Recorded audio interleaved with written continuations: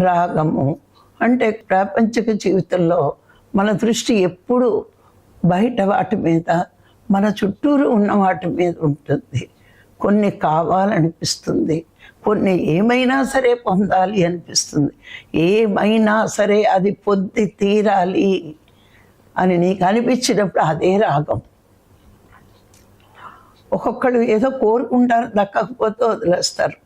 కొంతమంది ఏమనుకుంటారు, ఏమైనా నేను అది పొందాలి, ఫలానాది ఉంది. ఇవన్నీ ప్రాపంచిక జీవితంలో మనకు జరుగుతున్నవి ఈ సంఘటనలన్నీ.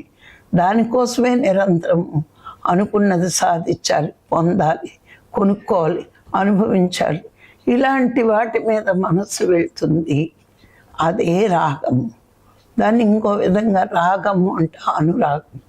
ఇంకా చెప్పుకోవాలంటే అది కావాలని కోరిక. ఇంకా వివరంగా అర్థం అవ్వాలంటే దాని మీద నువ్వు రాగం పెంచుకున్నావు కాబట్టి దాన్ని వదలలేకపోతున్నాం. అందుకే దేని మీద రాగం పెంచుకోవద్దు అని ఈ శ్లోకం ద్వారా కృష్ణ భగవానుడు మనకు చెప్పాడు.